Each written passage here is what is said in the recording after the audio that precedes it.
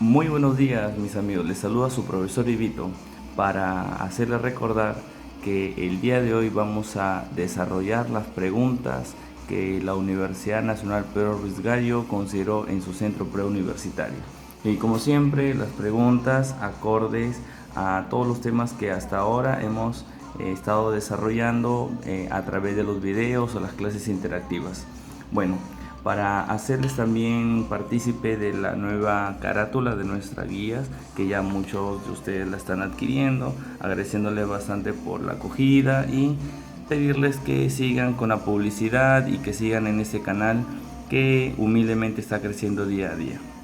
Miren, la primera pregunta en el área de anatomía se refiere a, dice, el reflejo de flexión plantar se induce con un ligero golpe en el borde externo de la planta del pie. Bueno, se refiere a que nosotros en la parte de nuestro pie, nosotros vamos a tener un reflejo donde los músculos, aproximadamente, ahí tenemos el tobillo, aquí están los músculos. Si nosotros golpeamos directamente, lo que suele pasar es que este pie, ¿cierto? Lo que suele pasar que los músculos presentes en la región plantar se flexionan y a eso se le llama la flexión plantar. Pero ¿qué decía la pregunta en el centro pre? Que el reflejo de la flexión plantar se induce con un ligero golpe en el borde externo de la planta del pie. Eso es verdadero. Después decía, porque la respuesta normal es que todos los dedos se estiren. Bueno, si golpeamos en la parte lateral de la región plantar, los músculos normalmente van a hacer flexión de esta región, por lo cual los dedos se van a flexionar y no estirar. Por ende, la respuesta es verdadero y falso. Eso en cuanto a la primera pregunta. Después me refieren a estructura anatómica que comunica oído medio con la nasofaringe. Eso nosotros lo hemos desarrollado también en clase, y si tú recuerdas rápidamente la gráfica, nosotros teníamos el conducto auditivo externo, así. Tenemos más o menos aquí la membrana timpánica, y esta membrana timpánica va a estar unida a un hueso denominado martillo. Este hueso martillo se comunica con otro hueso denominado yunque. Este yunque va a tener una comunicación a través del estribo, y finalmente todo eso se cierra gracias a la presencia del vestíbulo y los conductos o los canales semicirculares, ¿no? Dejando un espacio que va hacia la parte látero anterior, y esto se va a denominar la trompa de Eustaquio, ¿no?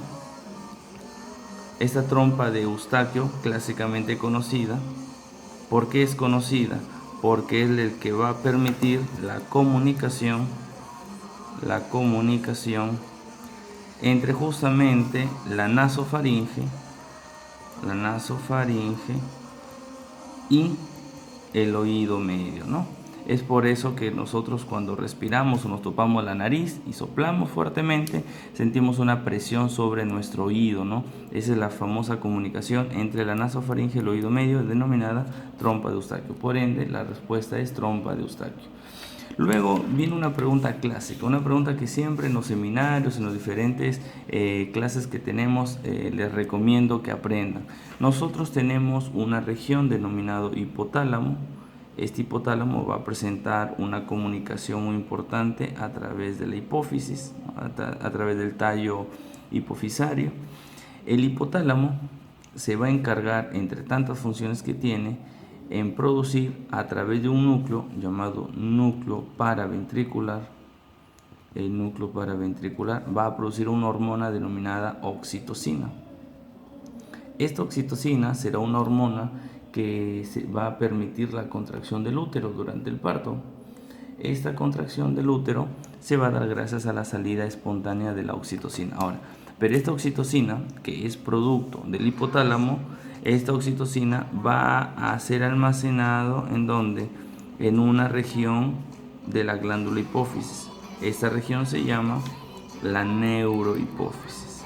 Entonces, cuando tú revisabas las preguntas, que se desarrollaron en el examen de admisión del centro pre, decía, la oxitocina, esta, es una hormona que se almacena en la siguiente glándula, y encontrabas alternativas como la glándula suprarrenal, la cual es incorrecta, el páncreas también es incorrecto, la hipófisis, que es la respuesta correcta. Hipófisis. ¿Por qué la hipófisis es la respuesta correcta?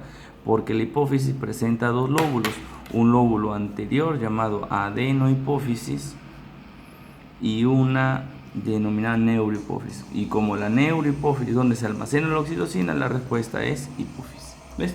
Como verás, unas preguntas de respuesta directa, ¿no? Ahora, luego hay una pregunta que se refiere a los líquidos corporales. Pues te hago recordar que nuestro cuerpo está dividido así, rápidamente está dividido nuestro cuerpo de esta forma. ¿Cuál es una forma? Primero, que presenta 20% de líquido llamado extracelular y 40% de un líquido denominado intracelular. Ahora, ¿por qué se le llama intracelular? Porque se encuentra dentro de las células. ¿Por qué se le llama extracelular? Porque se encuentra por fuera de las células. Ese líquido extracelular a la vez se divide en 5% y 15%. Este 15% se llama el intravascular, quiere decir es el líquido que se encuentra dentro de los vasos sanguíneos, mientras que este otro 15% se llama intersticial. Intersticial porque se encuentra entre célula y célula, ¿no? Entonces, el líquido intersticial 15%, el líquido intravascular 5%. Ambos es el líquido extracelular que junto con el líquido intracelular forman el líquido total de nuestro cuerpo. Ahora, escuchen las alternativas. El líquido intersticial dice es parte del líquido extracelular. Eso es verdadero. Siguiente alternativa. El líquido intracelular. Eso, ¿no? Eso se llama líquido intracelular. Dice, significa líquido intracelular. Eso también es verdadero. Tercera alternativa. El plasma es parte del LEC. El plasma al estar dentro del líquido intravascular lo hace partícipe también del líquido. Eso es verdadero. Los iones solo se encuentran en el líquido intracelular. Falso, porque si tú recuerdas, en el líquido intracelular encontramos el potasio, mientras que en el líquido extracelular encontramos el sodio, el cloro, etc., ¿no? Quiere decir que los iones están tanto en el intracelular como en el extracelular. Por ende, la respuesta es incorrecta, la D. Y la E dice el líquido intersticial también se le denomina ambiente interno. Eso es verdadero, ¿no? También verdadero. Listo, como verás es una pregunta sencilla, una pregunta que también ya es que vino en verano, en la pre, así que es una pregunta altamente recurrente, ¿no? Tenemos otra pregunta y dice que la vitamina A estimula las actividades de los osteoblastos. Siempre les recuerdo, jóvenes, que en el examen siempre vienen estas vitaminas: la vitamina A, la vitamina D y la vitamina C, además de la vitamina K y de la B12 o cianocobalamina. Recordar que la vitamina A se refiere a la actividad del osteoblasto, que la vitamina D se encarga de la fijación del calcio, la vitamina C la que permite formar colágeno, es una forma directa y simple de aprenderlo, y la vitamina K y B12 es la síntesis de nuevas proteínas, ¿no? De nuevas proteínas. Listo. Entonces, mira la premisa. Dice, la vitamina A estimula la actividad de los osteoblastos. Eso es verdadero. Ahora dice, ¿por qué? Porque las hormonas tiroideas no son importantes para el desarrollo óseo normal.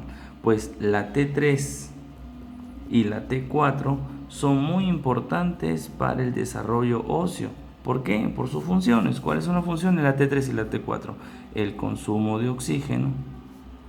También sirve para el metabolismo basal, aparte del metabolismo basal, también me sirve para el desarrollo, mira, desarrollo y crecimiento físico y mental, ¿no?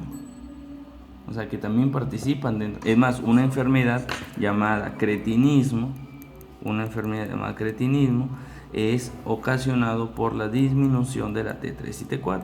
¿Y por qué se caracteriza? Por un enanismo marcado y además una disminución en la inteligencia, ¿no? En la capacidad intelectual. Por ende, esto es falso. La respuesta sería verdadero, falso. Ahora, hay una enfermedad que me menciona, enfermedad muscular que tiene las siguientes características, es autoinmunitaria.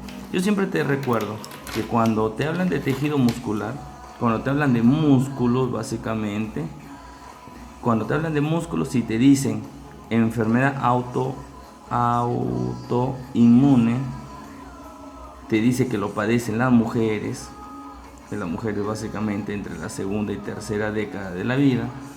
Además me dice que hay debilidad. Y por último me dice que hay una alteración de la acetilcolina. Pues la respuesta ya es directa. No tiene nada que ver la distrofia muscular de Duchenne. No tiene nada que ver ni los calambres, ni las fasciculaciones, ni las distrofias musculares. Aquí la respuesta siempre va a ser miastenia grave, ¿no? Miastenia graves. Listo, con eso fue la respuesta, ¿no? Sencillo. Otra pregunta interesante que viene en el examen es otra pregunta que ya es la cuarta vez que viene en menos de 2 años. Es la famosa unión neuromuscular. Y si tú recuerdas, la unión neuromuscular es esa unión entre una neurona y un músculo. Y justamente se le llama unión neuromuscular o también llamada placa motora, ¿no? La famosa placa motora. ¿Y qué característica tiene esta placa motora o UNM, ¿no? Unión neuromuscular? Que tiene un terminal llamada neurona motora, neurona motora, que tiene una porción de músculos, es un sarcolema. Hay una hendidura, ojo, no hay una unión directa, sino hay una hendidura, donde la hendidura, aquí va a haber una enzima llamada acetilcolinesterasa. ¿Y cuál es la función de la colinesterasa? Degradar ¿a quién? A la acetilcolina, que va a estar metido en estas vesículas. Esto se llama vesícula sináptica, pero dentro de la vesícula sináptica vamos a encontrar al famoso neurotransmisor llamado acetilcolina, ¿no? Listo, entonces escuchemos las alternativas. Dice, la sinapsis entre la neurona motora somática, que es esta, y una neurona muscular se denomina unión neuromuscular. Eso, la primera premisa es verdadera. La segunda dice que el neurotransmisor de la unión neuromuscular normalmente es la noradrenalina. No, eso es lo que siempre se te repite en clase, es la acetilcolina, por ende la segunda premisa es falsa. Tercera, que la unión neuromuscular también es conocida como placa motora terminal, a ti también llamada placa motora terminal, eso es verdadero. Cuarta premisa, que la comunicación entre una neurona motora y una fibra muscular se realiza mediante un neurotransmisor liberado por la neurona. Sí es verdad que el neurotransmisor permite el paso del impulso nervioso, pero no genera una unión entre ellos, debido a que no existe la unión física, sino una unión fisiológica, por ende esa alternativa es falsa. Y por último dice que la acetilcolinesterasa degrada a la acetilcolina, y eso es verdadero, por ende la clave sería 1, 3 y 5, ¿no? Espero que hasta aquí todas las preguntas estén teniendo un desarrollo correcto. Por último, una pregunta que a la mayoría ha sorprendido es la pregunta de la presión arterial, ¿no? Pero para la presión arterial, como también te repetimos en clase, tenemos que recordar que la presión arterial es la fuerza, ¿cierto? La fuerza con la que golpea la sangre el árbol arterial. Además, se dice que esta presión va a tener una definición clásica, ¿no? Dice que esta presión es la presión hidrostática que ejerce la sangre contra las paredes de los vasos sanguíneos, ¿no? Y ahora está determinado por ciertos factores que, si se ven alterados, vamos a tener un aumento o una disminución, ¿verdad? Por ejemplo, se dice que una forma práctica de hallar la presión arterial es contabilizando. La presión arterial va a ser igual a la presión sistólica sobre la presión diastólica, ¿no? ¿Y qué es la presión sistólica? Es la mayor presión que ejerce el corazón cuando se está contrayendo, y la presión diastólica es la mayor fuerza que ejerce el corazón cuando se está relajando. En teoría, la presión sistólica es mayor que la diastólica y siempre la representamos con 100 milímetros de mercurio sobre 70 milímetros de mercurio, ¿no? Y esto también va a depender de los nuevos enfoques y de los nuevos reportes sobre presión arterial. Pero se dice también que existe una presión arterial media, la cual es igual a la presión de la diástole más el tercio de la diferencia entre la presión de la sístole menos la presión de la diástole. Y si tú quieres reemplazar en esta ecuación para hallar la presión media, pues facilito. La presión diastólica, que la estamos tomando, que es 70, más un tercio de la presión sistólica, que vale 110, menos la presión diastólica, que vale 70, ¿no? Como resultado me sale 40. 40 entre 3 aproximadamente sale 13. Entonces, si le sumamos, la presión arterial media va a ser igual a ¿cuánto? A 83.4, ¿no? Esa es la presión arterial media. Ahora, pero también la presión arterial media se puede hallar, también va a ser igual al gasto cardíaco por la resistencia vascular. Quiere decir que si el gasto cardíaco aumenta y la resistencia se mantiene constante, va a aumentar la presión arterial. Si disminuye el gasto cardíaco manteniéndose la resistencia constante, va a disminuir la presión arterial. Es un juego solamente de factores, mis amigos, no es nada difícil. Así de sencillo. Si yo tengo más sangre en los vasos sanguíneos, mayor presión voy a tener. Si tengo menor sangre en los vasos sanguíneos, menor presión voy a tener. Pero existe una palabra que todos sabemos llamada homeostasis. ¿Y qué significa homeostasis? Que nuestro cuerpo de toda forma siempre va a tratar de hacer un equilibrio. ¿Qué significa un equilibrio? Que si hay una disminución o un aumento de la presión ligero, nuestro cuerpo hace el equilibrio. Ahora, se dice, según los libros, que si el gasto cardíaco disminuye más del 10%, ahí vamos a tener una disminución de la presión arterial. Todo gasto cardíaco que esté menor a 10% no va a generar una alteración en la presión arterial. Pero cuando ya supere el 10% de todo nuestro gasto cardíaco, que es la cantidad de sangre que expulsa el corazón en un minuto, ya vamos a tener una variación significativa de la presión arterial. Entonces, leamos las alternativas para ya dar punto final a estas preguntas, y espero que hasta ahora esté siendo conciso y preciso, mis amigos. Primera pregunta. ¿La presión sanguínea es la presión hidrostática que ejerce la sangre contra la pared de los vasos sanguíneos? Eso es verdadero. Siguiente premisa. ¿El aumento de la resistencia vascular produce incremento de la presión? Si nosotros también jugamos con estos factores, también eso sería verdadero. La siguiente premisa dice: el gasto cardíaco depende del volumen sistólico y la frecuencia cardíaca. Claro, si nosotros recordamos cuál es la fórmula del gasto cardíaco, recordamos que es igual a multiplicar los dos factores, frecuencia cardíaca por volumen sistólico, ¿no? Entonces la tercera premisa también es verdadero. Cuarta premisa: la disminución del gasto cardíaco reduce la presión sanguínea. Al disminuir el gasto cardíaco, disminuye también la presión arterial. Eso también es verdadero. Y escuchen la última alternativa. Dice: cuando se pierde 1% del volumen sanguíneo, o sea, 1% de la volemia del gasto cardíaco, en una hemorragia la presión disminuye. Eso es falso, porque ya lo había aclarado, que si el gasto cardíaco o el volumen de sangre que se pierde en una hemorragia es mayor de 10%, recién ahí va a haber una alteración de la presión arterial. Menor a 10 no va a haber por un proceso homeostático. Por ende, la respuesta es la alternativa E. Cuando uno se pierde 1% de volumen sanguíneo, en una hemorragia la presión disminuye. Bueno, espero que haya sido claro con este video. Jóvenes, lo que yo quiero terminar diciéndoles es que en ese librito, gracias a Dios, como siempre le digo, aquí están las preguntas que vienen en el examen. Por ejemplo, la pregunta decía elemento que comunica el oído medio con la nasofaringe, ¿no? Y aquí está la respuesta, espero que lo estén leyendo. Voy a acercar un poquito más, aquí creo que se aprecia claramente, ¿no? Y este es el dibujo que intenté hacer. Este es el tímpano, el martillo, yunque, el estribo, la ventana oval, y este es el conducto denominado la famosa trompa de Eustaquio, ¿no? Es una pregunta que vino y que la podemos también observar por acá, ¿no? La trompa de Eustaquio, pregunta clásica. La otra pregunta es esta, ¿no? El hipotálamo se encarga de producir sus dos hormonas, ¿no? Tanto la oxitocina como la antidiurética, pero tanto oxitocina como antidiurética, ¿dónde se almacena? Se almacena en este lóbulo posterior llamada la neurohipófisis. Por eso se dice que tanto oxitocina como antidiurética se van a almacenar en la hipófisis. Otra pregunta que vino en el examen, recordando también, es de vasos sanguíneos, ¿no? Por aquí tenemos también del otro módulo, sino que esta es la guía que está a grises. Vino la pregunta, aquí es la pregunta, ¿no?